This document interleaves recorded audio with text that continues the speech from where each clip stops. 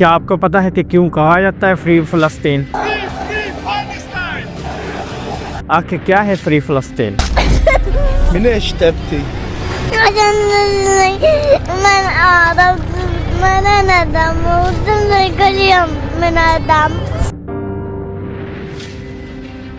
آخر اس کے پیچھے ایکچوئل سٹوری کیا ہے؟ یہ سارا موضوع سمجھنے کے لیے ہمیں تھوڑا سا ماضی کی تاریخ کو سمجھنا پڑے گا۔ آج سے ہزاروں سال پہلے ایک وقت تھا جب ایک خوبصورت سی سرزمین ہوا کرتی تھی، اسے فلسطین کہا جاتا تھا۔ وہاں لوگ کھیتی باڑی کرتے تھے، وہاں بازار لگتے تھے، بچے کھیلتے تھے، مسجدوں میں اذانیں گونجتی تھیں اور چرچوں میں گھنٹیاں بجتی تھیں۔ یہ سرزمین سب کی تھی، مسلمانوں کی، عیسائیوں کی اور تھوڑے سے یہودی بھی ان سب کے ساتھ رہتے تھے۔ لیکن اچانک اسی وقت یورپ کے کچھ یہودیوں کو خیال آیا کہ ہم صدیوں سے ظلم سہ رہے ہیں، ہمیں مارا جا رہا ہے، کیوں نہ ہم اپنی ایک الگ سٹیٹ بنا لیں۔ پھر اس وقت انہوں نے ایک نعرہ بلند کیا، زائونزم کے نام۔ تو یہودیوں کو مطالبہ تھا کہ ہمیں وہ سرزمین واپس دو جو کہ ہمیں ہمارے خدا نے دی۔ تو اس کے بعد ایسا یورپ، روس اور دیگر ممالک سے ہزاروں یہودی فلسطین میں آ کر بسنے لگے۔ شروع میں فلسطینیوں کو بڑی حیرانی ہوئی، یہ لوگ کون ہیں اور آخر یہ لوگ میں فلسطین میں کیوں آ رہے ہیں۔ فلسطین میں ایسا زمینیں خریدی جا رہی تھی اور ایسا یہودیوں کے بستیاں بھی بسائی جا رہے تھے۔ پھر آتا ہے وہ بٹوارے کا دن 1947۔ یونائٹڈ نے اس وقت فیصلہ کیا کہ فلسطین کو دو حصوں میں بانٹ دیا جائے، آدھا حصہ یہودیوں کو دے دینا چاہیے اور آدھا عربوں کو۔ بٹ یہ کیسا انصاف تھا؟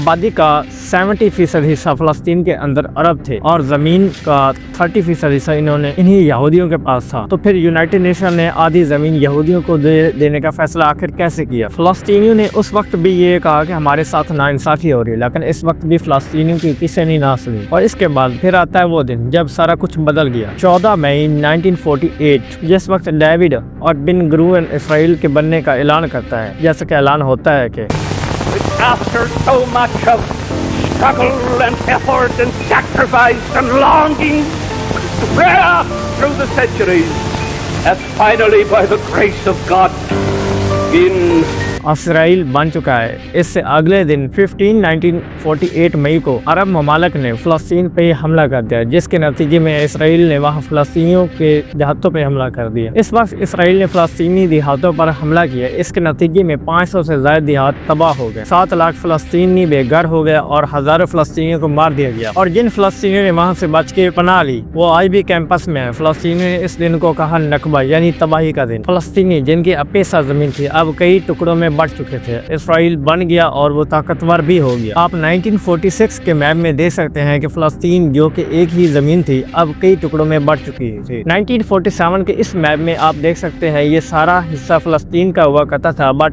اب جب اس کے بعد فلسطینیوں کے ساتھ زیادتیاں ہوئیں، ان کو وہاں سے نکال دیا گیا تو وہاں کے میپ ہم دیکھ سکتے ہیں یہاں پر، اور 2020 کے میپ میں ہم دیکھ سکتے ہیں کہ فلسطین کا کتنا چھوٹا سا حصہ رہ گیا، حالانکہ یہ پورا حصہ فلسطین کا ہوا کرتا تھا اور اس پورے خطے پر اسرائیل نے ناجائز قبضہ کر لیا۔ اور کیا آپ کو پتا ہے فلسطینی آج کیا چاہتے ہیں؟ فلسطینی کیا کہتے ہیں؟ ہمیں ہماری زمین واپس دو، ہمیں اپنی کنٹری واپس دو، ہمیں ہمارے گھروں میں واپس رہنا ہے۔ بٹ اسرائیل کہتا ہے یہ ہماری زمین ہے، ہمیں تو خدا نے دی، لیکن ہم نے اس کے پیچھے کی ایکچوئل سٹوری دیکھی ہے کہ کیسے ظلم اور جبر کے بنیاد پر اسرائیل نے یہ خطہ فلسطین سے چھینا۔ آج بھی فلسطینی اپنے گھروں کی چابیاں لیے بیٹھے ہیں، اس امید میں کہ کبھی نہ کبھی وہ اپنے گھر ضرور واپس جائیں گے۔ یہ کہانی صرف ماضی کی نہیں تھی، یہ لڑائی آج بھی جاری ہے۔ نیکسٹ ایپیسوڈ میں ہم دیکھیں گے کہ یہ دشمنی آخر کہاں سے پیدا ہوئی اور یہ جنگ آخر کب اور کیوں شروع ہوئی۔ اگر آپ چاہتے ہیں کہ دنیا سچ کو دیکھے تو چینل کو سبسکرائب کریں، پھر ملتے ہیں ہم نیکسٹ چیپٹر میں، تب تک کے لیے اپنا خیال رکھیں۔